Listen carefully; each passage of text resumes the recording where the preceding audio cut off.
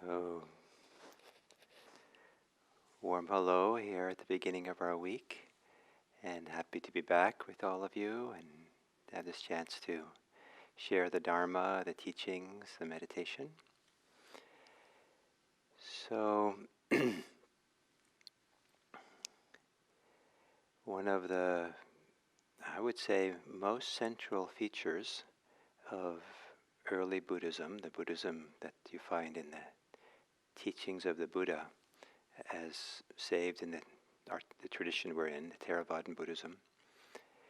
The central feature is this idea of, on one hand, not causing harm, and the other hand, doing what is beneficial, doing what is wholesome, and it, kind of everything. The whole tradition kind of centers on this, and I'll talk more about that in a little while. But for the meditation, this is also an orientation that we're sitting here really to care for the world, but in particular we're learning how to care for the world by first and foremost, in a sense, caring for ourselves. In meditation is a way of learning how not to harm, and instead to learning how to do what's beneficial and wholesome. And there's something about the heightened attention, sensitivity to the details of our direct, immediate experience that gives us a new information, but maybe better information about how to orient ourselves towards avoiding harming ourselves and instead bringing benefit. So if this is as a fundamental principle or purpose of this early Buddhist meditation practice, everything one does in meditation can be evaluated through that point of view. Is what I'm doing now beneficial? Is it harmful? And sometimes it's not always clear if that's one or the other. So then we just kind of keep following the instructions and doing it. But it also implies to how we're practicing. That is how we're doing the instructions. Are we doing it in a way that is harmful or in a way that's beneficial? And harmful can be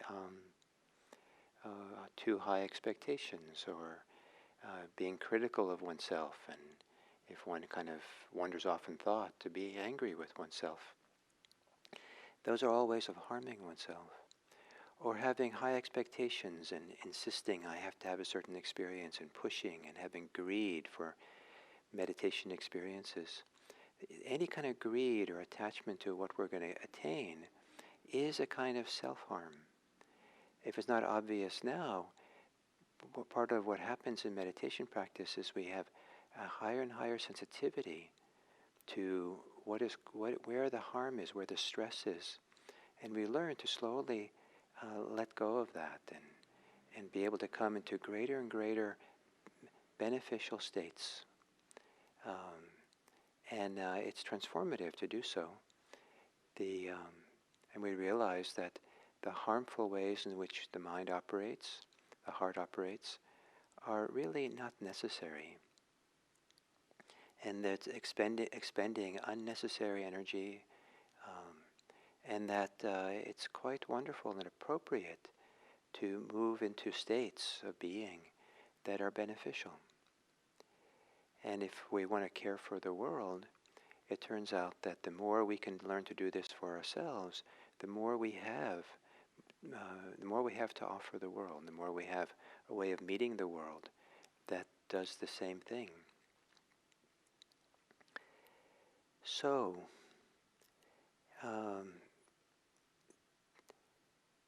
to begin with a meditation posture that seems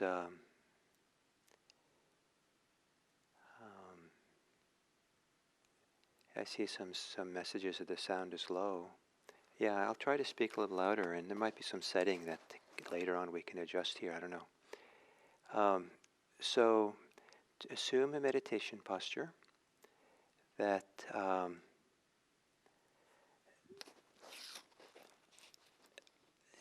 you think will be beneficial for you.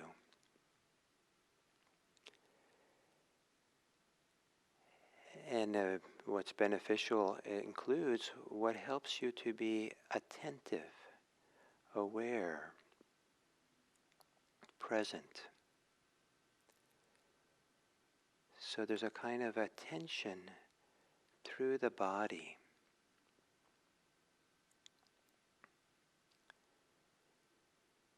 So gently closing your eyes. And then I usually instruct to take a few long, slow, deep breaths. But as you do so, can you do it in a way that just feels beneficial? Feels like a good thing for you to do. Not overdoing it.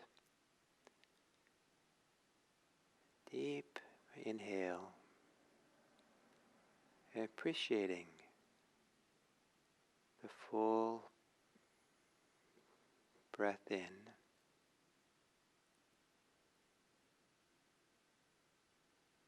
Appreciating the release of the breath, the exhale.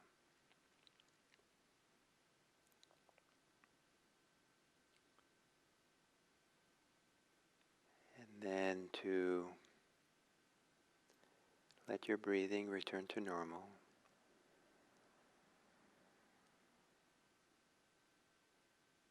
And perhaps you find it beneficial, a way of even caring for yourself, to quietly, as you exhale, relax different parts of your body. Perhaps you can soften around the forehead and the eyes.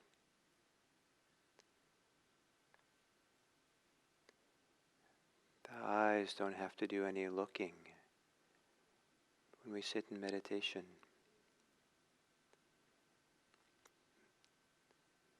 The organ of perception we use more than seeing is sensing and feeling through the body.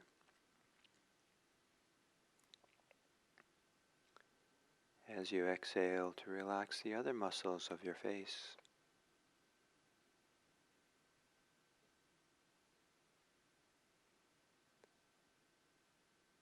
In the long term, it's beneficial to let go of tension in the body.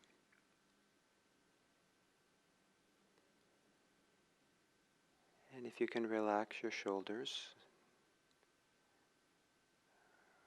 or soften some of the muscles around the shoulder,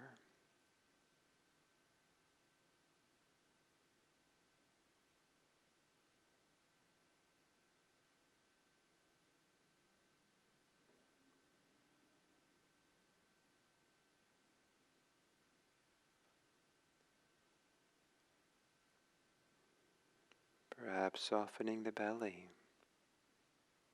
relaxing.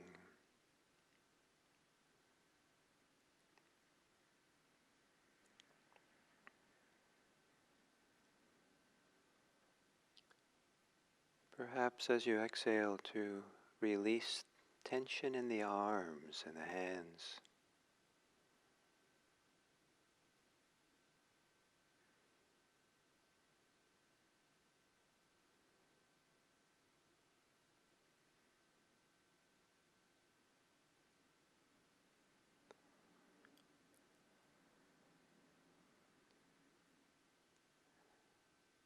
As you exhale, maybe releasing the thighs, legs, any holding or gripping there.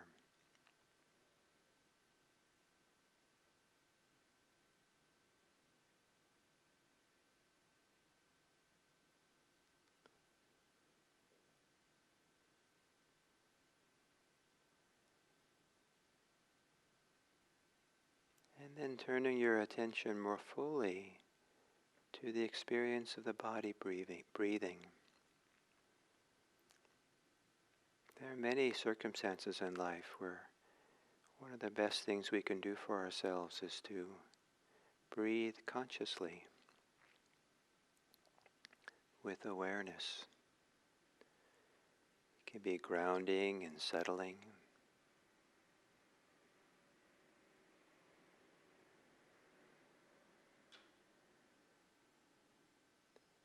It can protect us from wandering off into thoughts and mind states which are not beneficial, even harmful sometimes.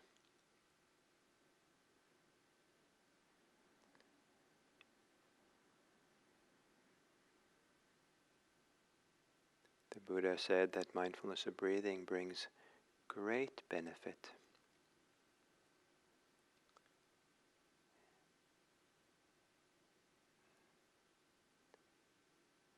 And perhaps as a way of getting closer and more intimate with the body's experience of breathing. May let the thinking mind become quieter. And perhaps there can be a deep appreciation of breathing. Maybe even a love of this body of ours which has been breathing and keeping us alive for many years. And in a sense, returning the favor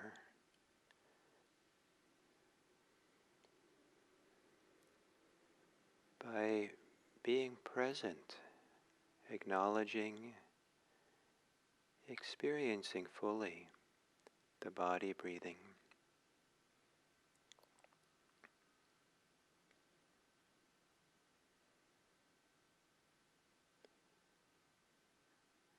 And letting go of your thoughts every exhale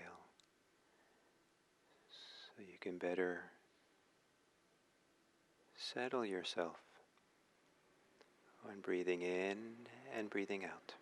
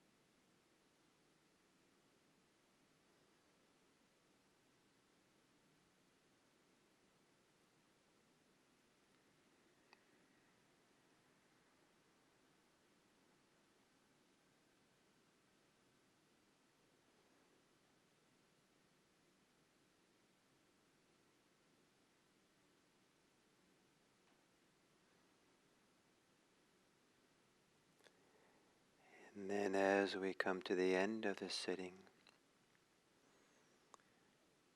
whatever we learn in meditation about not harming ourselves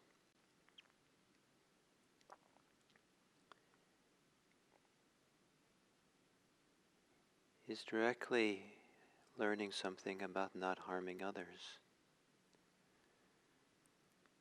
Whatever we learn about benefiting ourselves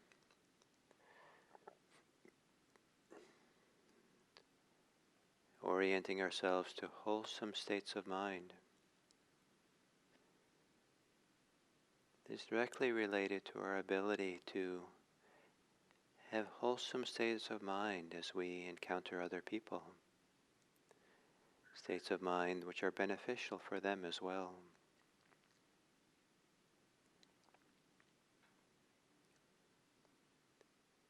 And appreciating that these two are mutual and almost, maybe not exactly the same, but closely related, benefiting oneself and benefiting others. To understand that meditation is not only done for oneself, but knowingly or unknowingly, it also brings benefit to the world. And one of the ways to benefit oneself is to wish to bring benefit to the world, to have well-wishing, goodwill,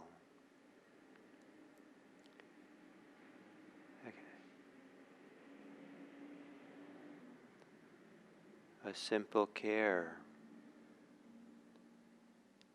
And so as we come to the end of this sitting, allow yourself to be still and quiet as possible and gaze upon the world with kind eyes, with a caring heart. And perhaps we can all wish that the benefits of this meditation practice spreads out from the meditation into the world which we encounter today. May it be that the benefits of this meditation brings benefit and welfare to others. May all beings be happy. May all beings be safe. May all beings be peaceful. And may all beings be free.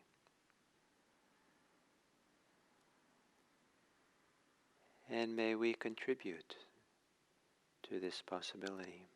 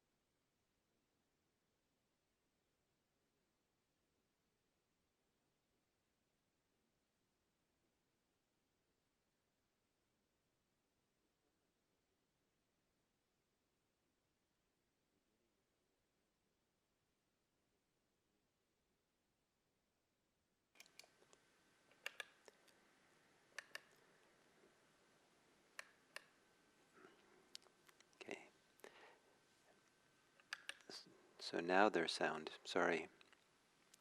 Forgot to turn it on again after taking my drink of water.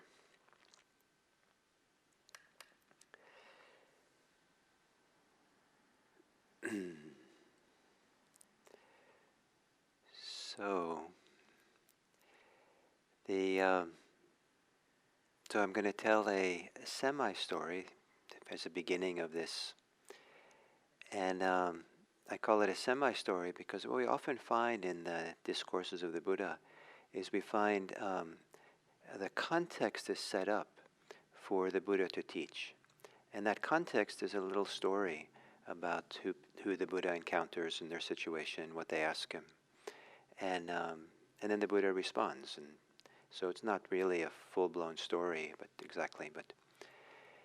so the semi-story that begins this teaching, that initiates this teaching, is the people of Kalama.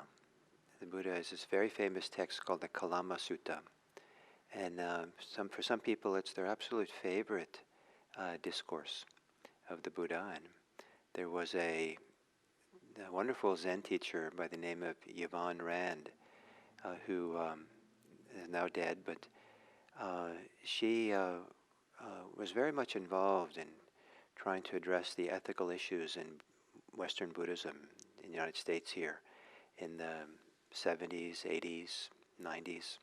A very ethical, wonderful teacher. And she made a rather dramatic statement that this particular discourse, the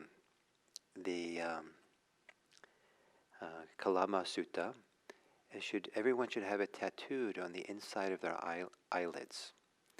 So she wanted people to always know it and have it close by.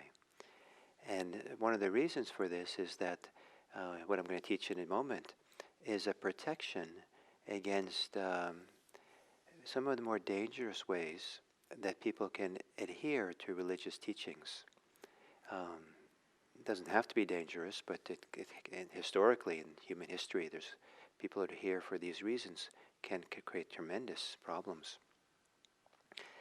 So anyway, the Buddha is in the territory of the Kalamas, and they come out to see him. And they ask him a question. They say, in our town, lots of different religious teachers of different kinds come through, and they all kind of are saying, this is the truth, and whatever everybody else is saying is not true. And how is it, Buddha, that we can know which of these teachers is teaching the truth and which of them is not? So what criteria can we use for understanding who's teaching the truth and not? And so the Buddha first offers criteria that we should not use for this purpose. And then he does a very interesting thing. He changes directions, or he puts aside this question about truth and untruth to offer something which for him is more primary. So anyway, so the criteria that you should not go by, you should not use for deciding what is true and false, is to go by tradition, the religious tradition that you're part of, the teaching lineage. So you shouldn't go because it's traditional. The lineage, your particular teacher, your teacher and your teacher's teacher, just because you're adhere to this particular lineage, political party, whatever it might be, don't take that as automatically as true. Don't go by true because it's popular, it's the common view of the times. Don't take it as true because it's in the scriptures, sacred texts. Don't take it as a criteria for what is true because it's logical. You've worked it out logically and therefore it must be this way. Used reason. Don't go by intuition, preferences.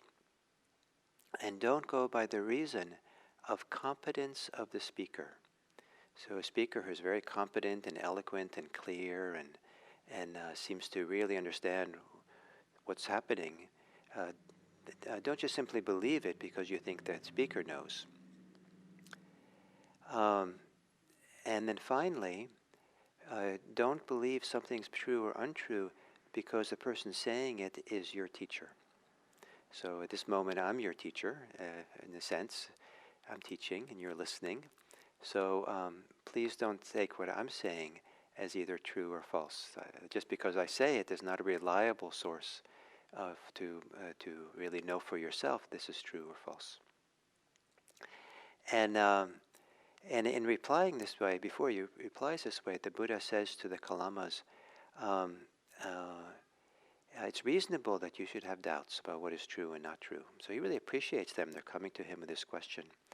So he gives this list of things but not to go by. And then he offers his own criteria.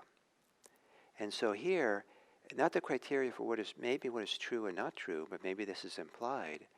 But probably what the Buddha is doing here is, if that's the case, he's changing the whole, either changing what is defined, what he means, what's meant by truth, or he has his own idea of what truth is, which he doesn't explain in the text, or he's simply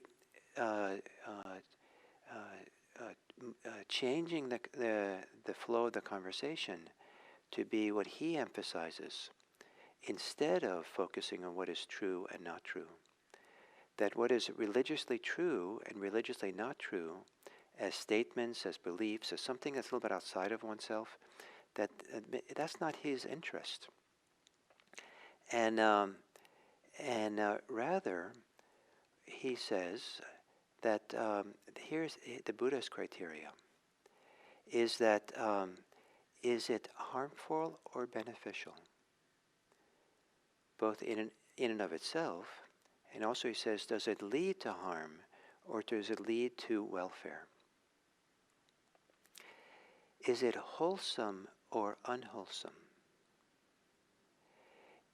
And do the people who you think are wise, are they critical of this or not critical of this? So it doesn't mean that you take what the wise say as being true, but you do have respect for what their point of view. And if they're critical of something, then maybe it's time to look more carefully and pause. And is it praised by the wise? And then maybe you don't necessarily believe it then either, but maybe then it's worthy of further investigation. So, but the core thing here is it harmful or beneficial? And I can't underscore how much and how I think wonderfully this is the central kind of pivot or orientation that the Buddha has. He's not so interested in religious truth, religious doctrine, but rather he's interested in what we can know for ourselves that is harmful, that brings harm or brings welfare. And it's a radical thing to fully brought all forms of harming to an end in ourselves. I mean, what a fantastic thing. You look at read the newspapers and see how much harm human beings are inflicting on each other. And then there's, vast amounts more harm that never makes it into the newspapers, into the news. And to be a person who doesn't inflict harm on themselves or someone else is a phenomenal thing. I think it's like, a gymnast at the gymnastics, it's such a beautiful, such an amazing thing to have worked through and found a way where there's no inclination, no tendency to cause harm. And maybe the opposite. We are inclined to do what's beneficial, what brings welfare to ourselves and to someone else. And so there are all kinds of lofty religious states we can attain. There's all kinds of wonderful perspectives on life and experiences we can have that people say are spiritual or religious. And these aren't to be devalued. in and of themselves. But I think in these criteria that Buddha has, one wants to be careful not to assume that that gives us a privileged access to what is true and what is false, unless it has taught us something. From the Buddha's point of view, be very careful. For the Buddha, those states also are evaluated, looked at. What does this teach us about how to live a life that is beneficial, that avoids harm? Over and over again, that's what the Buddha is interested in. So you could, in modern English ideas, say the Buddha is more interested in ethics than he is in religion.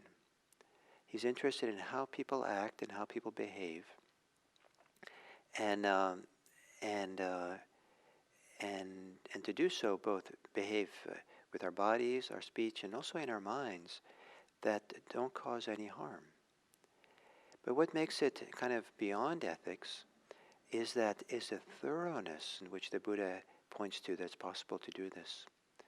That the level of peace, the level of well-being and happiness, the level of freedom that's possible when there's no inclination to cause any harm, is an experience of radical non-clinging, non-compulsion, of freedom and liberation. And so this potential, this possibility, which is kind of a phenomenal human capacity and possibility. But it doesn't matter if we take the Buddha's path all the way to its end. What matters is that we're practicing a life of doing what is beneficial, avoiding what is harmful, and to do it in a beneficial way. So part of this teaching then also is not only beneficial and harmful, but also to really make a distinction between what is unwholesome and wholesome. And that is going to be the theme for the next couple of weeks on these 7 a.m. sittings and teachings. Is I want to look at this very important topic that the Buddha, concept of the Buddha, of wholesomeness and unwholesomeness. This week it'll be that, and there's an alternative translation for this Pali word Kusala, Kusula.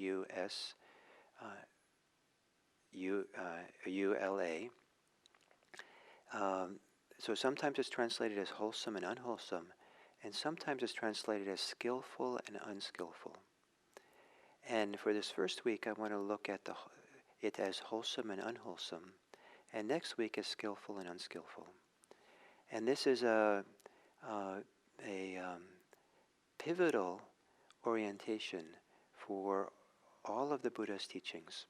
And to really understand this idea of kusala and akusala, and understand it well, gives you access to really begin kind of, it's like the key to understanding so much of what the Buddha is about.